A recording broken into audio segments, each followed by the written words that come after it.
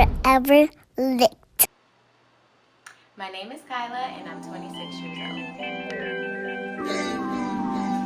If I ever took a loss, I learned a lesson. I won't ever think I'm better than the next man. I've been down before to come up, I ain't stressing. Baby, I'm too busy counting all these blessings.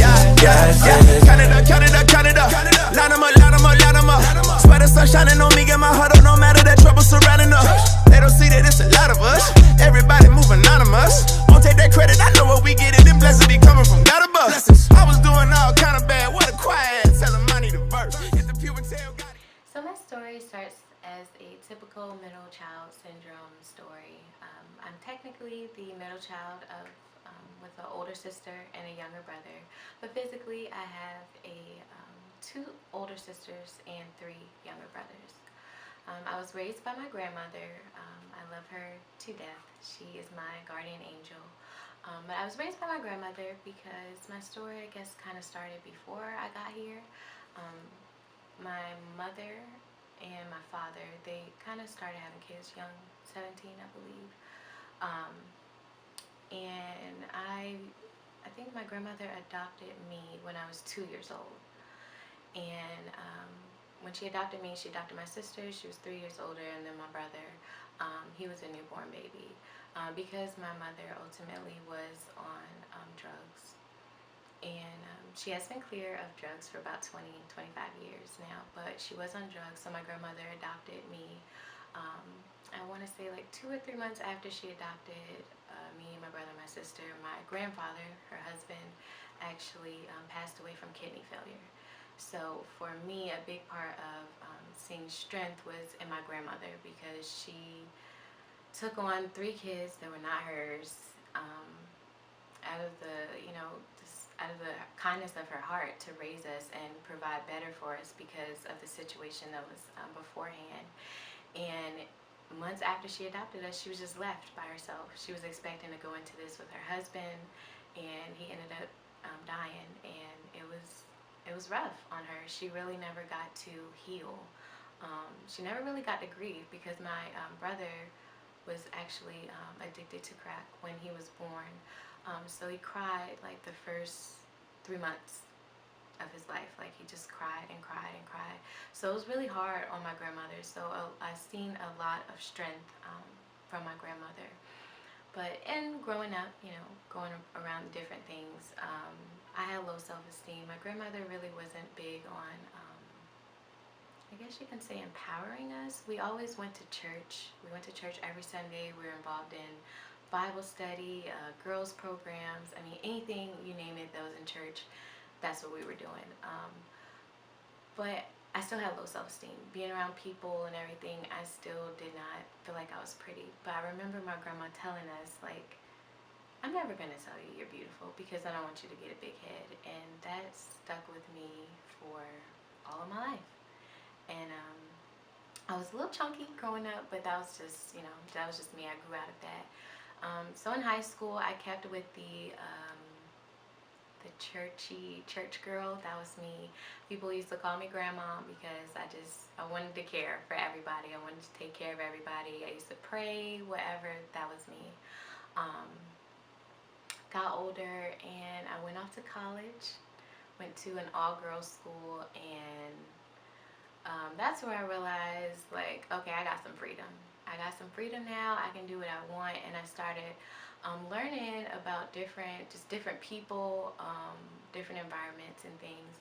And I guess that's when my journey for finding myself really started, because I was at an all-girls school, but then that's when I realized I don't really want to be here. Like, I do not want to be at this school. And at the time, after my first year of college, my grandmother ended up getting sick, and she had a form of cancer, multiple myeloma. So I actually came home to be closer to her, because it was just her and my younger brother in the house, and I wanted to help her. So dropped out of school, basically, because when I got home, I found out I was pregnant with my oldest son. So I was 19, pregnant, and supposed to be starting school, but I never started.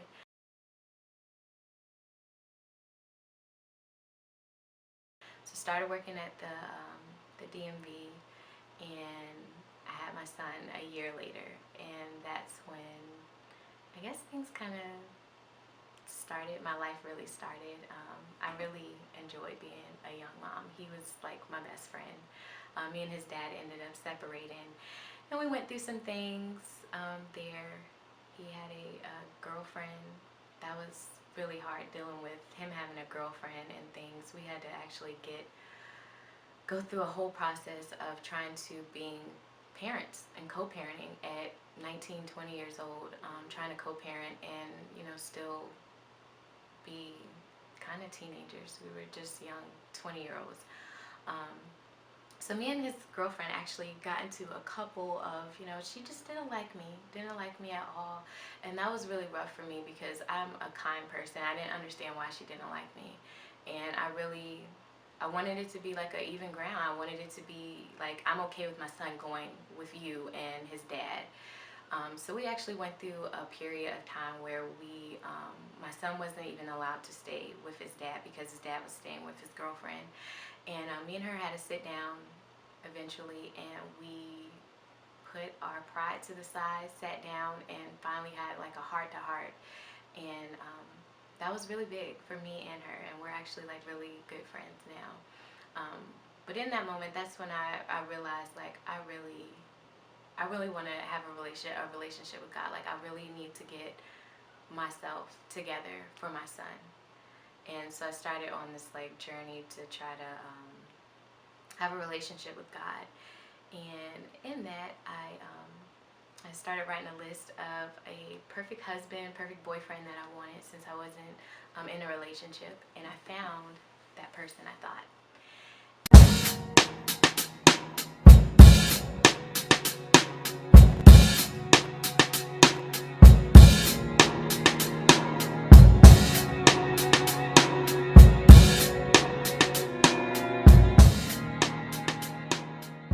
From Jamaica, and I met my kid's father at my job. I was so happy after we met. I had been single for about 2 years, and I was excited to be in a relationship. But things started to fall apart kind of quickly. A couple months after we started talking, I can't really remember, but found out that he was actually in a long distance relationship, and I still continued to talk to him. I couldn't let go. So we continued to date, and he supposedly cut the person off that he was talking to. But because of that, his mother, when we first started talking, I met her, and she didn't really care for me. She thought I was a homewrecker because she knew about the other girl, and you know, I didn't know what was going on. I was kind of green to all of that. So 2015, we're having a good time and everything. I'm getting close with his family, his grandma, brothers, sisters, and I ended up kind of losing my job. I had a situation.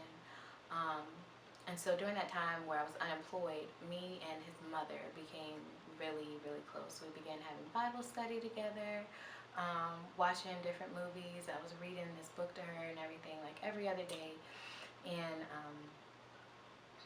want to say that January 2016,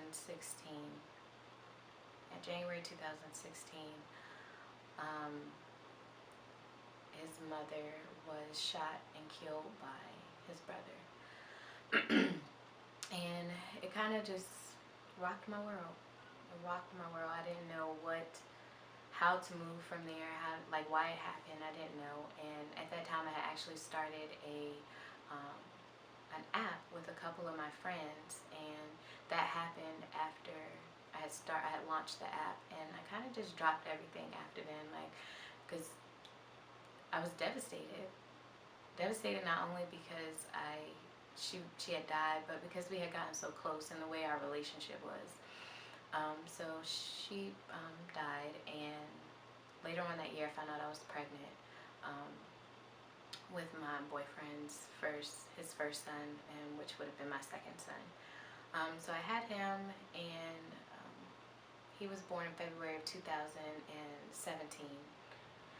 And a month after he was born, my my boyfriend's grandmother went to court for the trial of his brother killing his mother, and she actually had a heart attack, and she died the day after court, and it was the day after my son had turned a month old.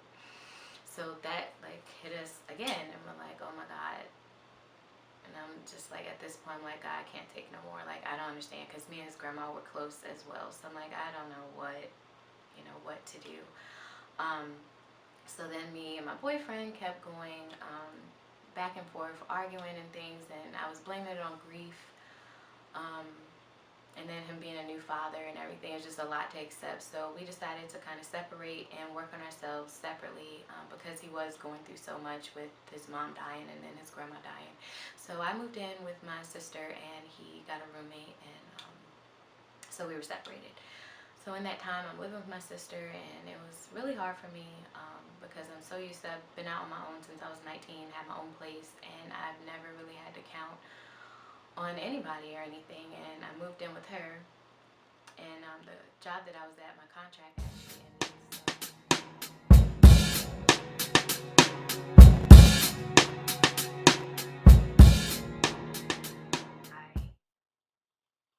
I was jobless. I was unemployed, and I'm just living with my sister. I'm feeling down. I'm like, me and my boyfriend, just our relationship is over. His grandma just died. It's just like all this stuff going on. I don't have a job, so I'm looking for a job. And I find one, and my schedule is all jacked up. Like, I was not getting off till 8, 9 o'clock at night, and my son was in kindergarten. So I ended up quitting that job so I could try to find a better job, and I found one at I found a better job anyways, and I found out I was pregnant again, and I was just like, I was really devastated. Like, I didn't want another child, especially not. I always said I never wanted 2 kids to be in Pampers at the same time, and that's exactly what I did. But so I found out I'm pregnant with him, and I had left my other job, so I'm looking for another job. So I get another job. I'm working at another call center. I hate call centers, and I'm sick. I start getting so sick, like I wasn't able to eat. I'm throwing up all times of the day. I ended up getting put on 3 different medicines, and in all of this, I um, I am like, what am I gonna do? What am I gonna do? Like, I'm so sick. I cannot work. I'm no longer full time because I had to go down to part time because I was so sick. And then eventually I got to the point where my doctors just took me out of work because I had lost 40 pounds. I had been taking 3 different kind of nausea medicines. And in that, I also started seeing a therapist because I was just depressed. Even though your winds blow, I want you to know you cause me no alarm, 'cause I'm safe in his arms. Even though your rain falls, I can still make this call. So at this time, I had been put on 3 different nausea medications, and only one of them was working. And I was also referred to a psychiatrist while I was pregnant as well, because I was very depressed. Not only because I wasn't able to eat, just the whole pregnancy in itself was just very, very hard. And then not having a job or not really having income, knowing I'm about to have this 3rd baby, and I'm just like, what am I supposed to do? Like, I don't even have the means to go out and buy my baby some Pampers and wipes for when we come home. So I'm seeing a therapist, and between the therapist and a psychiatrist and my OBGYN, they decided that it was okay for me to go ahead and be on an antidepressant while I was pregnant. So that was hard for me to accept, but I knew it was the best for me to go ahead and do that. So the last couple of weeks of my pregnancy, they actually upped my dosage so that I would not go into postpartum depression as bad as I had my first pregnancy. So I think when it seemed like in April, right before I had Noah, I found out that my boyfriend or whatever, we had been separated, had another child on the way. And I've always wanted a daughter. But I have 3 sons, 3 handsome sons, and we found out that, well, later on, of course, but we found out that he's having a daughter. So that has been trying as well. But I ended up going into labor early with Noah because I was stressed out. But I knew that Noah was things were going to turn around when I had him. His original due date was May the 31st, and he was born May 5th, Cinco de Mayo. And I just thought it was really ironic how he went from Memorial Day, which is like remembering fallen soldiers, to let's celebrate. So when he was born, it just really turned things around for me. And then actually in the labor room, he was born in his sac, and he was born in his sac, and it's called in-call birth. And if you ever look it up, it's supposed to be like good luck, and that's all the nurses and the doctors kept saying when he was born, was that that's very rare, like 1 in I don't know how many babies that happens to. So that was just like, wow, like he's gonna be my good luck charm.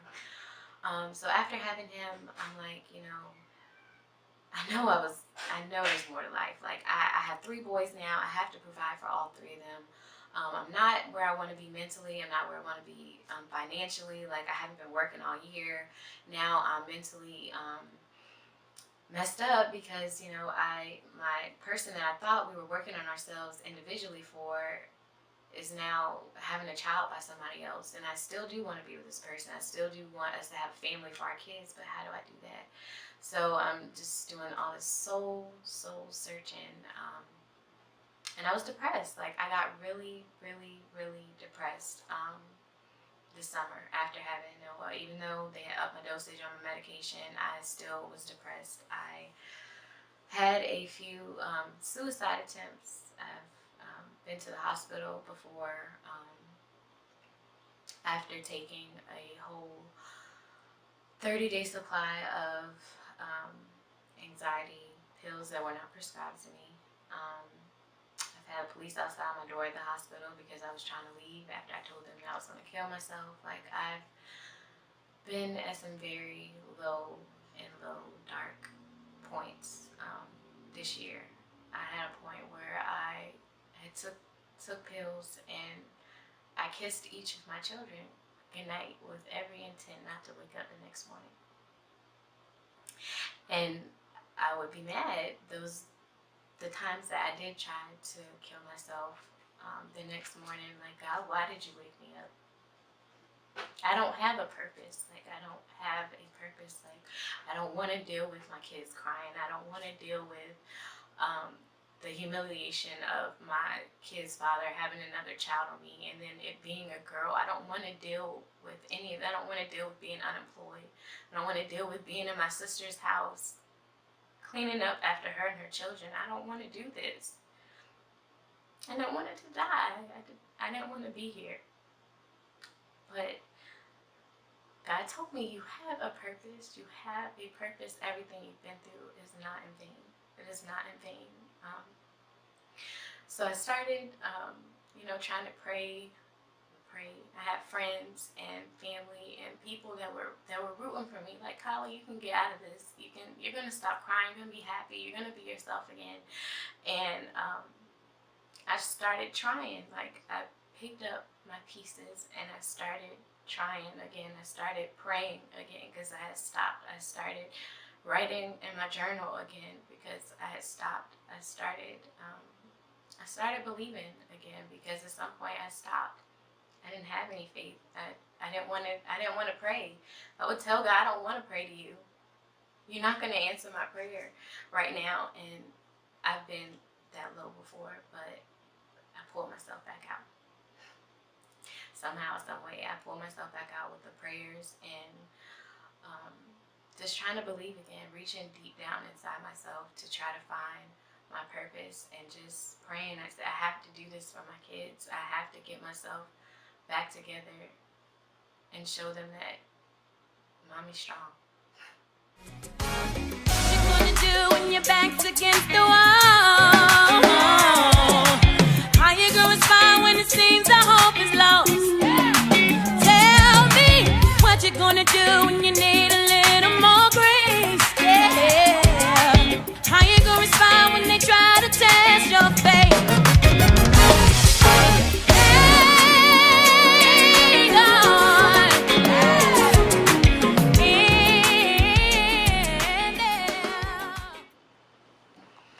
So upon me trying to get myself together, praying with my friends and stuff, I'm still staying with my sister, and I'm like, okay, Lord, I've been here for a year. I'm not comfortable here. I'm not used to staying in someone else's house, having rules again, cleaning up after other people. Like, I want to be able to get into my own routine. I want to be like, I want to have my own household again.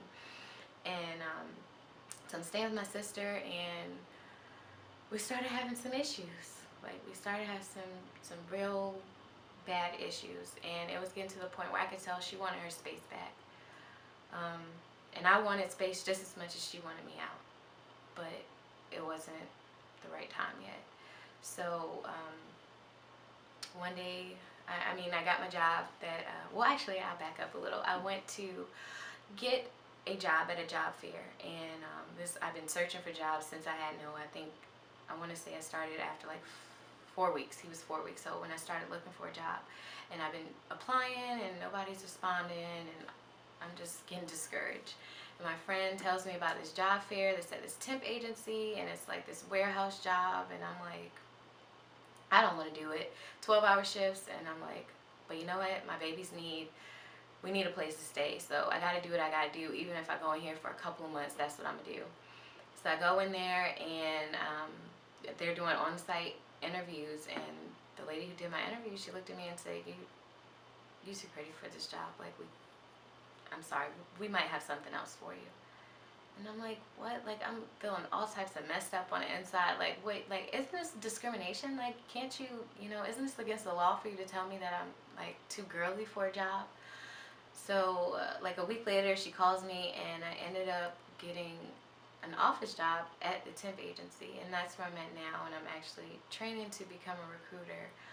But it was just like a blessing in itself, and I love my job. So I'm there. That was in June, and I'm like, okay, I'm getting on my feet, getting some checks, so me and my kids can move out soon. And one day, my sister came home. I was cooking. I asked her if she wants some food, whatever. Long story short, the next day she ends up calling me, and she was upset. We ended up getting into an argument, and she tells me to leave. Kicks me out. That was on a Monday. And my mom ended up coming to my sister's house with me to get my stuff, and we ended up all getting into like a fight. My sister pressed charges on my mom, pressed charges on me. We went to court, and all of that has been settled now, but I got kicked out on a Monday. She kicked me out that Monday. It was right before my birthday, and that Friday, well, that week, I was looking for a place, but like all this time I'm trying to save my money so I can, move out, and I'm like, there's no way I'm gonna be able to move. There's no way I'm gonna be able to move. But I stayed positive. I was praying, no time to cry, and that Saturday, July 14th, I moved into my apartment. My birthday was July 15th, so that was the best present I could have ever received for my birthday. But it was just a blessing because I was kicked out on Monday. I didn't have nowhere to go, nowhere, but I got a place. And from there, things have kind of just been going up. He'll give you that life, can you imagine living without all his grace? Sometimes I still get amazed, yeah. Pressure for all of my days until I finally stop breathing, yeah.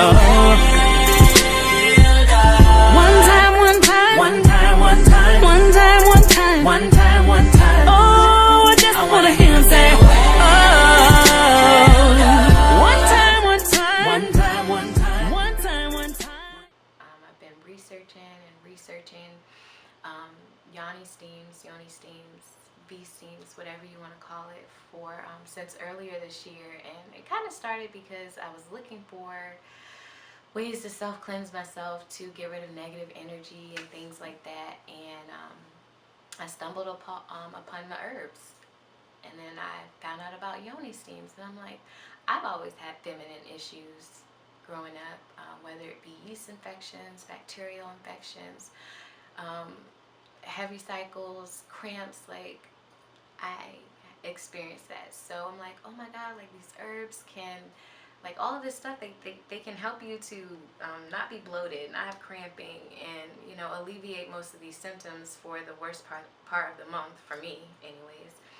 And so I started researching it, started doing it consistently on a routine basis, started telling my friends about it. And I actually, one of my friends, she came over to my house and I gave her the steam, and she's like, oh my God, this would be like perfect in this area. And I was like, yeah, you're right. She's like, you could do like parties and everything. So that's where the Pink Petal V-Steam and Holistic Healing came from. My friend and I were just steaming one night, and, you know, it kind of brainstorming and came upon the business idea of actually having that business in this area with V-Steams. So that's what my current position is. I am working at the temp agency, but I hope to have a storefront spa by 2019. To help steam and heal people from the, well, women mostly, but heal from the inside out. As I look back over my life, these only short 26 years, even though I feel like I'm like 30 something, I can honestly say God has always kept me. But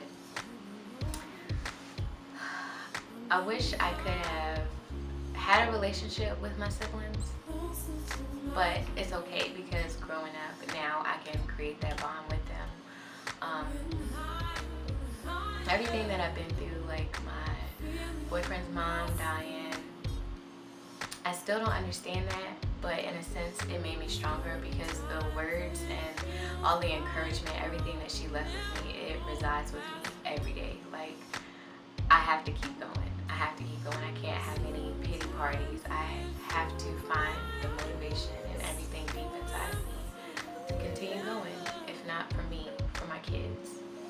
The depression, the medication, like, it is okay for us as Black people to go and get help. Like, prayer, yes, it fixes things, but sometimes mental illnesses and things that go on your mental, like, you need assistance with, and it's totally fine to go talk to someone. It's okay to take medicine. Like, for like me, I don't take my medicine now every day, because I'm able to cope with it. I have different things that I use, different methods, things that my therapist has taught me, so I don't have to be dependent on the medicine. But it's okay for us to get help. It's okay for you to reach out and confide in someone other than your friend, other than your pastor.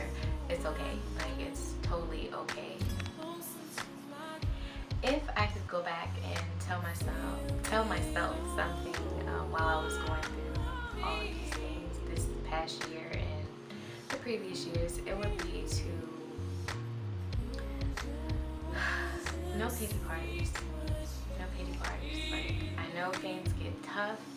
I know they get hard, and a lot of things are out of our control, but a lot of things happen because we are disobedient. But either way, stay focused. Stay focused, and do not focus on what you don't have. Focus on what you do have. Because I was so caught up in just, oh, I'm not here, I'm not there. Of course, I'm not going to be at the place I want to be. I'm only 26.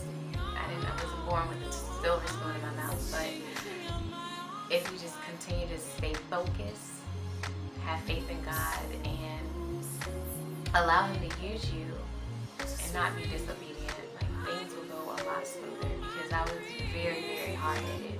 I was disobedient. Even with my relationship, there were all types of signs, red flags. No, go the other way.